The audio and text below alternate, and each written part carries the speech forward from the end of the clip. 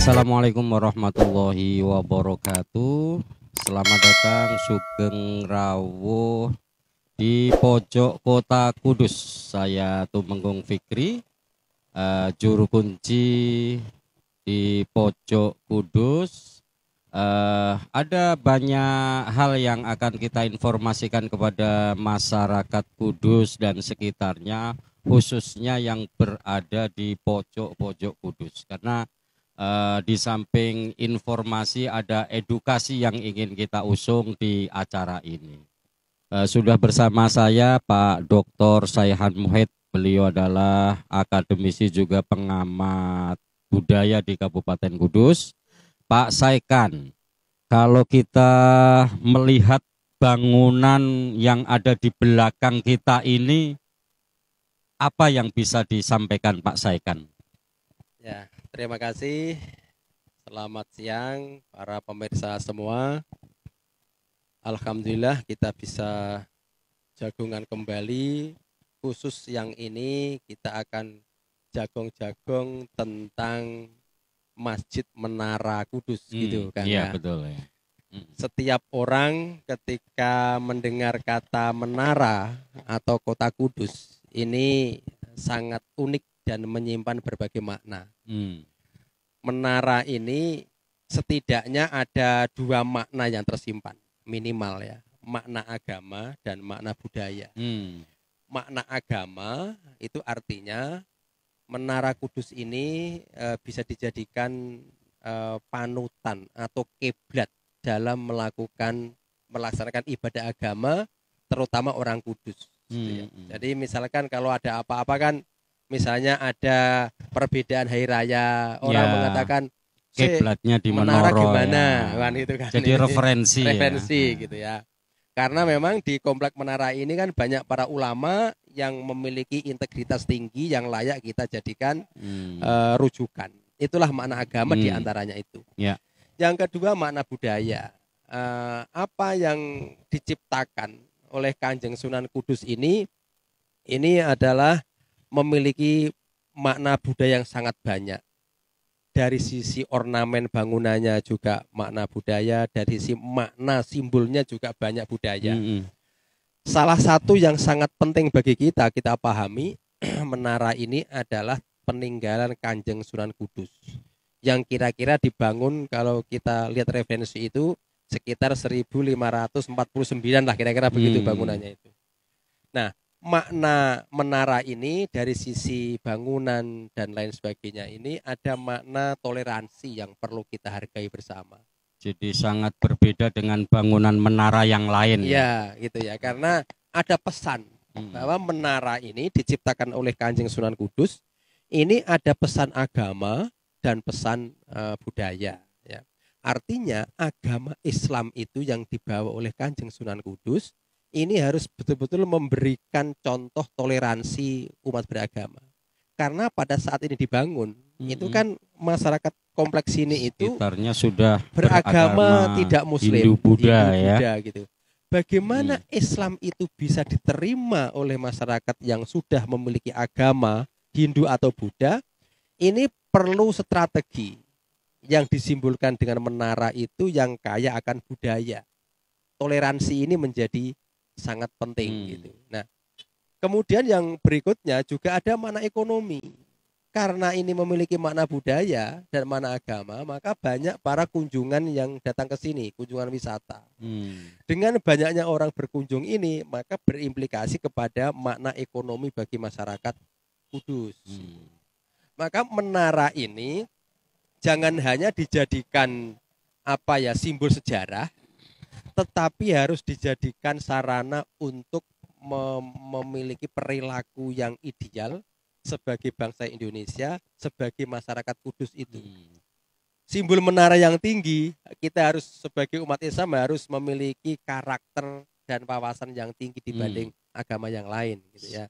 Maka harus banyak perilaku, banyak etika yang dipahami oleh masyarakat Kudus dan umat Islam terutama supaya bisa diterima oleh kelompok-kelompok yang lain. Ini makna yang secara umum yang bisa kita ambil dari menara ini. Jadi secara tidak langsung ini wujud dari toleransi oleh Kanjeng Sunan Kudus ini kan diwujudkan dalam bentuk bangunan menara ya.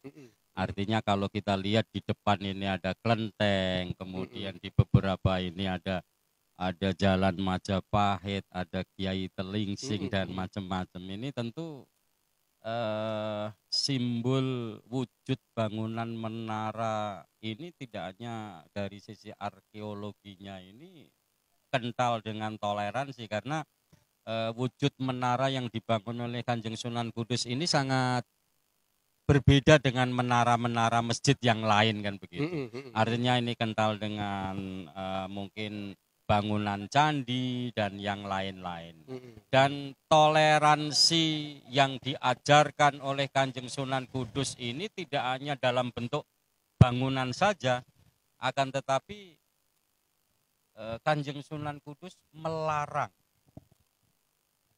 menyembelih sapi bagi warga Kudus. Ini kan filosofinya begitu mendalam ya dalam hal toleransi. Seperti apa Pak Saikan melihatnya ini? Memang simbol yang paling utama, yang paling kental dengan bangunan menara ini itu toleransi dalam bermasyarakat dan beragama. Nah, dalam membangun toleransi itu kan ada cara, ada metode. Di antaranya Kanjeng Sunan Kudus itu ya semacam tidak kerso ya. Tidak senang ketika ada orang menyembelih sapi. Ini bukan persoalan keyakinan, bukan persoalan musyrik gitu ya. Tetapi ini murni persoalan toleransi waktu itu. Karena kalau masyarakat Islam itu menyembelih sapi, itu secara psikologis akan menyakiti agama lain yang sudah ada. Dalam hal ini agama Hindu gitu ya. Nah, supaya orang Hindu bisa tertarik dengan Islam, maka Mbah Kanjeng Sunan Kudus itu mengendaki jangan nyembelih sapi lah. Nah, yang saya kadang-kadang agak keberatan itu simbol yang dimaksudkan murni untuk toleransi itu kadang-kadang dipahami semacam ideologi keyakinan, sehingga orang menganggap ini musyrik, gitu ya. Bukan, ini murni persoalan sosial. Bukan kemudian kalau itu menyembelih sapi kemudian ada apa, tidak. Ya, jadi lebih pada menjaga perasaan. Nah, agama lain, karena kebetulan sapi ini di agama tertentu menjadi simbol ya. Bukan berarti kita kemudian melegitimasi bahwa simbol itu adalah benar, tidak, tapi lebih pada perasaannya kan begitu. Ada yang bertanya begini, loh, sekarang kan sudah tidak ada agama Hindu atau Buddha gitu ya, kan mestinya juga boleh, nggak apa-apa gitu. Nah, makanya gini, tidak boleh menyembelih sapi, bukan nggak boleh ya. Mbah Kanjeng Sunan itu keberatan ketika ada orang nyembelih sapi itu pada saat itu kepada agama Hindu, itu pesannya adalah menghargai, bukan nyembelihnya gitu. Maka walaupun sekarang ini tidak ada agama Hindu di Kudus, maka pesan menghargai agama lain ya, bisa menghargai perbedaan ini yang menjadi utama. Ya, ketika agama lain kita hargai, suku lain kita hargai. Inilah pesan toleransi yang diajarkan Mbah Kanjeng Sunan Kudus gitu. Maka ketika ada orang yang tidak mau menyembelih sapi, tidak berani kurban dengan sapi, ini bukan kemudian mereka itu menduakan Allah, bukan. Tapi ini pesan toleransi, menghargai, nilai-nilai penghargaan itu. Maka di era sekarang ini mestinya tidak cukup hanya sampai tidak menyembelih sapi, tetapi perlu diteruskan bagaimana kita selalu menjaga perasaan orang lain, toleransi kepada orang lain, agama lain atau budaya lain, supaya terjadi keharmonisan kehidupan bermasyarakat seperti yang diharapkan Kanjeng Sunan Kudus gitu. Jadi seolah ajaran atau mungkin harapan Kanjeng Sunan Kudus untuk selalu hidup rukun, damai, tentram dan selalu bertoleransi ini sebenarnya maknanya sangat tinggi filosofisnya. Karena terbukti bahwa saat sekarang ini seolah persoalan toleransi itulah yang sekarang ini menjadi tipis kan begitu. Artinya dengan sesama agamanya aja saling seperti ini, kemudian apalagi dengan ini sangat jauh menyimpang dengan apa yang dulu itu digariskan oleh perjuangan Kanjeng Sunan Kudus. Betul, tentunya kan gitu begitu. Melihat fenomena sekarang ini yang berhubungan dengan semakin menipisnya rasa toleransi ini seperti apa Pak Saikan? Nah, sekarang kita sadar kan, kenapa Kanjeng Sunan Kudus itu mengajarkan toleransi?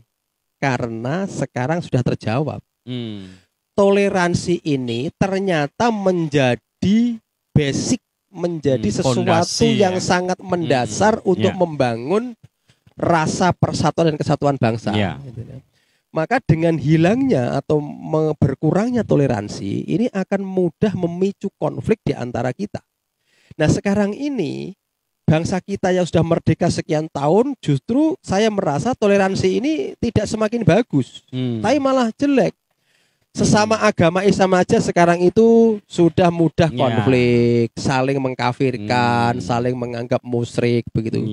Kemudian antar agama juga menganggap kafir, non kafir dan segala macam. Ini embrio atau benih-benih intoleransi gitu. Nah, karena kita ini di Indonesia agamanya banyak, budayanya banyak, sukunya banyak, maka hanya ada satu kata.